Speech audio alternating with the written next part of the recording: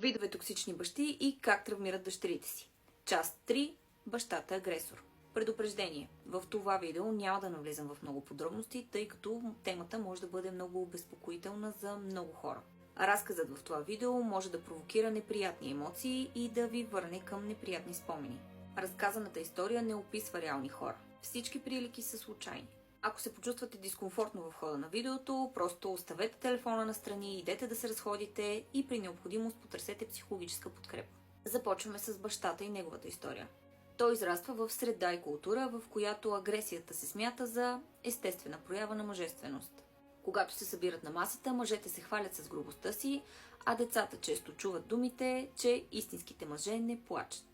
Баща му често използва шамара като възпитателен метод и казва, че така се калява характера. Майка му мълчи и поддържа този модел, защото самата тя е научена да не противоречи на мъжете.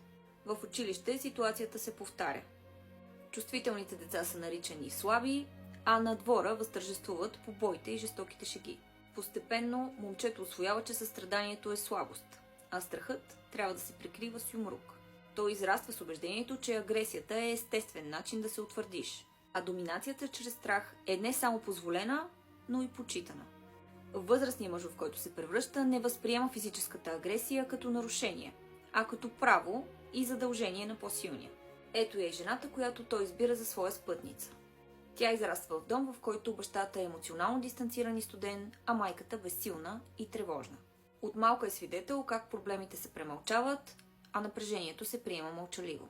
Когато се появят конфликти, майка й мълчи, вярвайки, че това е единствения начин семейството да се запази. Още като дете поема ролята на малка възрастна, успокоява майка си и се старае да не натоварва никого със своите нужди. Вярва, че стойността е в това да бъде полезна. Вътрешно усвоява посланието, че любовта се заслужава чрез грижа и жертва. Тя израства с ниска самооценка и дълбока нужда да бъде нужна. Тя не е научена за това да познава своите емоционални нужди, ами само да разпознава тези на другите. В зряла възраст това е тласка към мъже с труден характер или емоционални дефицити. В техните рани тя вижда спасение и мисия, която да й даде смисъл. Така попада във връзка с мъж, който упражнява контрол и агресия, защото вътрешният модел й подсказва, че любовта неизбежно върви със страдание и усилия. И идва ред на дъщерята, която те двамата отглеждат.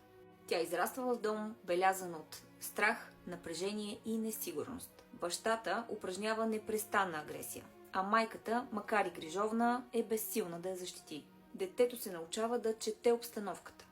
То следи израженията на баща си, тона, всяка дребна промяна, за да може да предвиди избухването.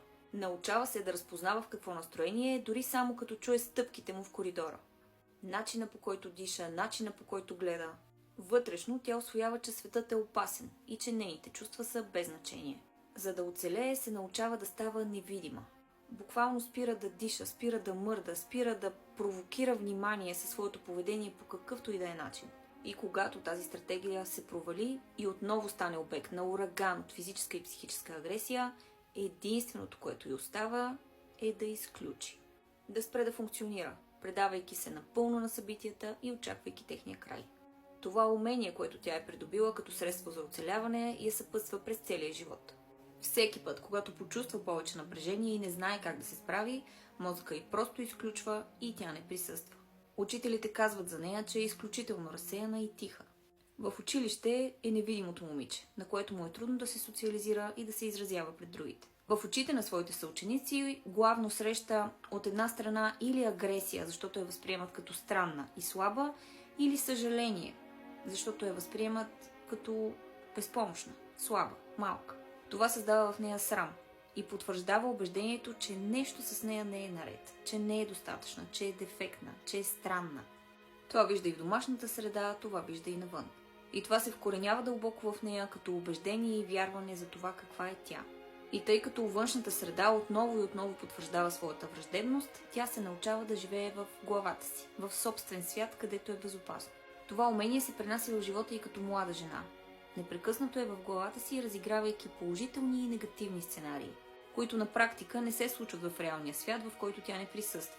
Това е нейният начин да се справи с болката и самотата. Увлича се по романтични книги, романи, сериали с предвидим край и филми, като по този начин има възможност да живее чрез живота на героите. Предвидимостта в такъв тип филми, книги и сериали всъщност ти носи комфорт, защото няма за какво да се тревожи. Знае, че финалът ще е положителен. Знае, че героите ще се съберат и ще се обичат. Изключително лесно е да се фокусира върху нещата, които й помагат да се откъсне от реалния свят. Докато в реалния свят й е много трудно да задържи вниманието си. Тя избягва конфликти, избягва да бъде забелязвана, защото всяка проява на себеизразяване за нея е свързана с опасност. Относно любовта, тя вярва, че винаги боли, че страданието е част от всяка връзка. Вярва, че трябва да се жертва, за да бъде обичана, като по този начин копира майчината роля на спасителка. За нея мъжете са опасни и непредсказуеми, което води до тревожност. Във връзките си е в ролята на жертва и спасителка. Търпи унижение и се стреми да спасява и лекува партньора. Често мъжете, които избира, са агресивния и властен мъж, копие на бащата. Той е контролиращ, избухлив и агресивен.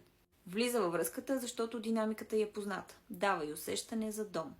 По време на конфликти замръзва. Опитва се да угажда, да предотврати бурята и винаги търси вината в себе си. Възприема неговата агресия като сила и въпреки, че изпитва много силен страх да бъде там, изпитва и много по-голям страх да не бъде там, защото има преживяването, че е неспособна да се справи сама. Другият тип мъж, по който тя се увлича, е емоционално дистанцирания, който е студен и недостъпен за нея. Тя го възприема като безопасен заради дистанцията между тях.